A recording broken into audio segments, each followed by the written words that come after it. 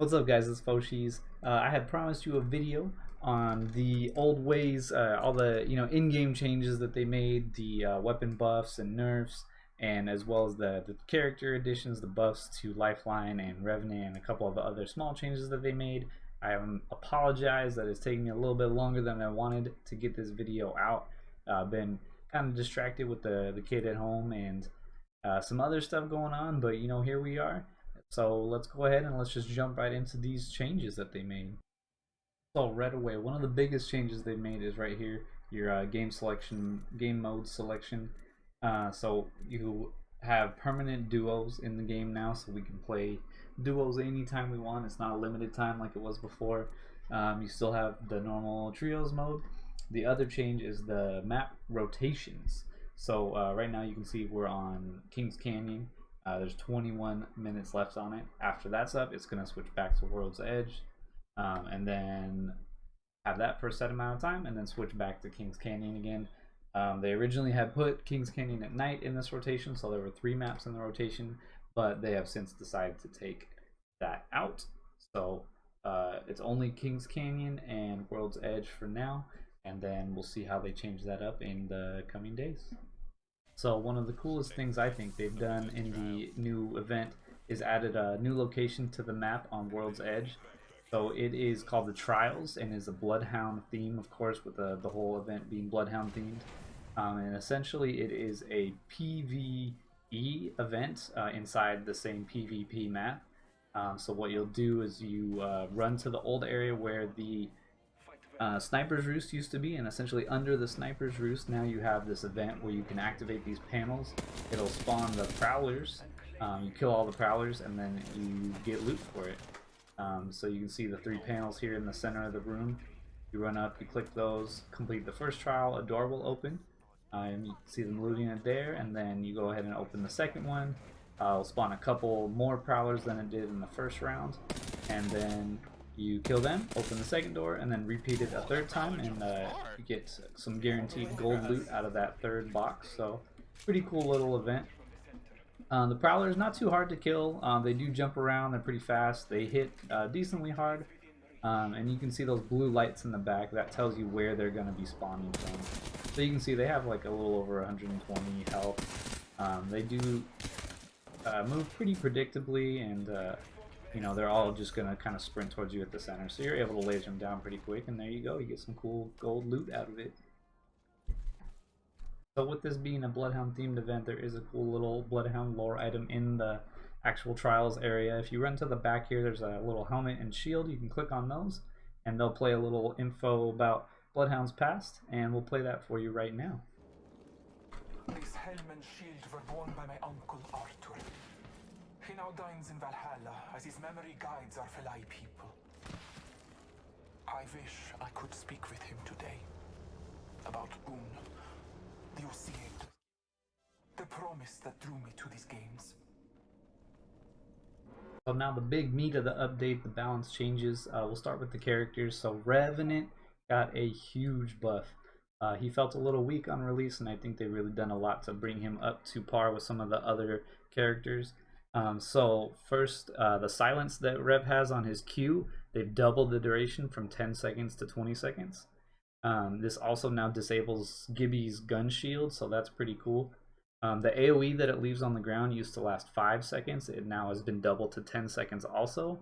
And he now gets 2 charges on that Q, similar to Bangalore's smoke screen. And if that wasn't enough, they have buffed him some more. They have made Revenant, he's no longer low profile, so he'll take standard damage from all the weapons, not that increased damage from low profile. And now on his ult, when you use that death totem, when you die during death totem, instead of coming back with 1 health, you'll actually come back with 50 health now. So I think that's a pretty big buff, and you'll see that in the videos here, how we can utilize that to really put some extra pressure on teams with that ult. So I think all in all, you get a pretty big buff to Revenant. I think he is way more viable than he used to be now, especially with the way that Q works. With the AoE lasting so long, you can really utilize it to block people off, use it more like a trap so people don't want to run into it. Yeah, all in all, I think a really good job buffing Revenant here. But Revenant's not alone. Lifeline got herself a little buff too.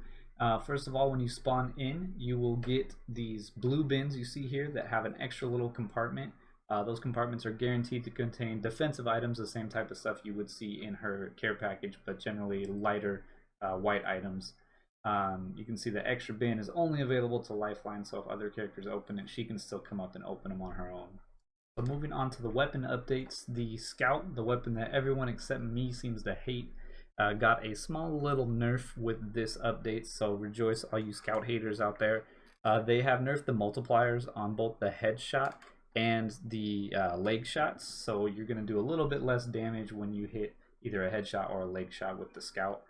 So a small nerf there. The L-Star also got a little bit of a change to it. So they made it so that if you just fully hold down the trigger on the L-Star, you're going to get 2 less shots out of it before it overheats, so reduced from 25 to 23. And then they also made it so that if you feather it, it recovers a little bit quicker. So they just don't want people to hold the trigger down. They want you to burst with it a little bit. They also reduced the stack size on sniper ammo just slightly, so you'll be able to carry just a little bit less sniper ammo. And while we're talking about snipers, we'll go ahead and talk about the big daddy sniper of them all. The Kraber got a little bit of a buff. This is just kind of in reaction to Evo shields being added to the game.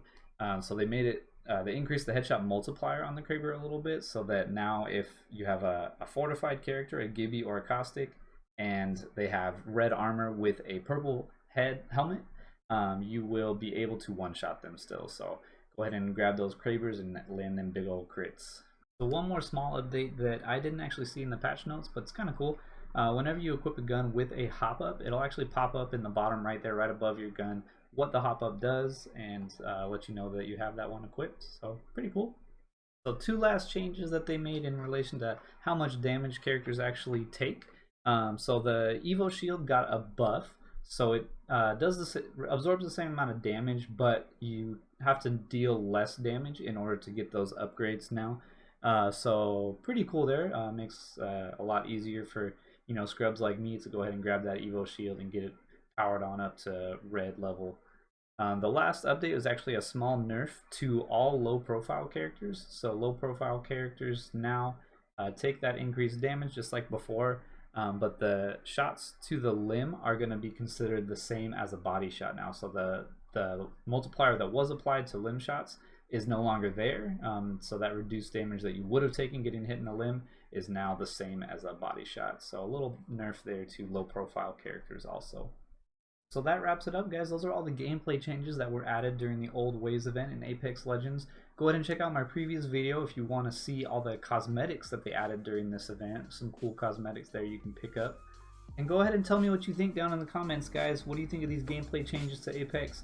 Is Revenant going to be super OP now? Is he going to be running over the map, silencing everyone, bringing people back to life and all that good stuff? As always, guys, I appreciate the support. Please like and subscribe if you enjoyed the content. And as always, you can catch me live on twitch.tv/Foshees. Until then, I'll see you guys in the Outlands.